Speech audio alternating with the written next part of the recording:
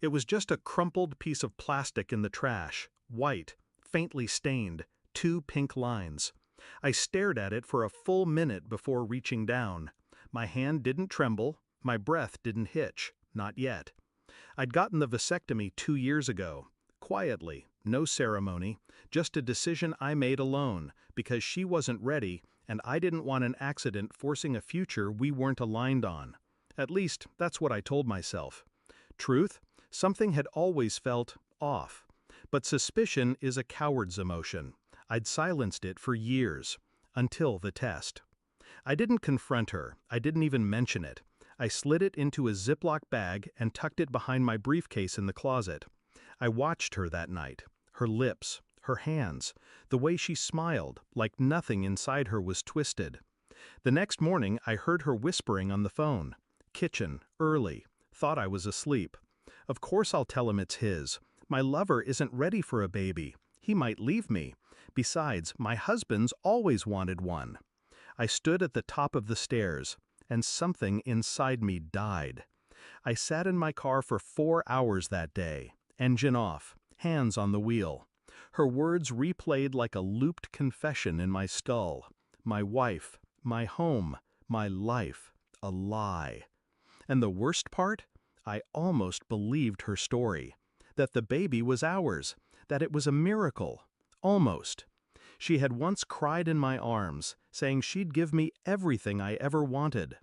I remember how tightly she held me that night. Now I know why.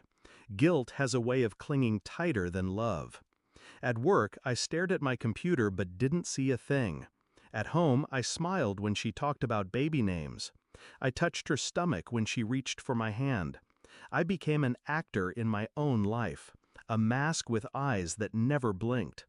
I didn't ask questions. I listened, I observed, and I planned. Because when truth hides in shadows, you don't drag it into the light. You follow it, quietly, until it runs out of places to hide. I took pictures of the test, logged the date, the brand, ordered a DNA paternity kit online, non-invasive, silent. I checked her phone while she showered. Burner numbers, one labeled work. She didn't work late. She hadn't in months.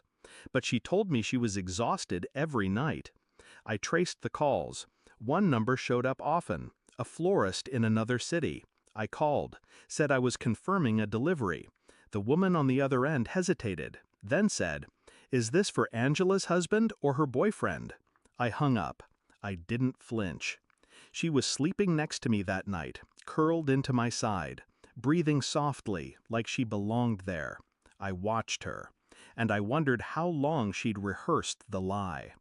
The DNA test came back 2 days later, 0.00% probability of paternity. I printed it, slipped it into an envelope. On the front, I wrote, "You lied to the wrong man." I didn't leave it for her. I sent it to his wife. Yes, he was married too. Found that out last week. A perfect pair they were. I left everything, clothes, keys, her engagement ring. I placed it on the bathroom counter next to her prenatal vitamins. She called 23 times before noon. I didn't answer. The 24th was from an unknown number, a woman's voice. "I'm his wife," she said, voice trembling. I got the envelope. Silence. Then, but that's not what shocked me. I waited. He got a vasectomy 3 years ago. Her voice cracked like thin ice. "He never wanted kids," she said they'd trap him. "He said your wife, she was, just fun. He never thought she'd get pregnant. He didn't even know." I said nothing. "But now," she continued, "now I've told him, I've shown him everything." Her breath hitched. "He's denying it. But I know, and she'll know what it's like to be alone." I smiled, just a little. "You sent me the truth," she said. "Now I'll bury him with it." I hung up. No dramatic last words, no confrontation at the door, just silence. Let her find the empty closet. Let her stare at the ring. Let her count the lies backwards until nothing adds up anymore. She doesn't get an ending from me, just exact. I don't need to ruin her life. She's already done it, and I won't waste another second saving someone who was born to drown.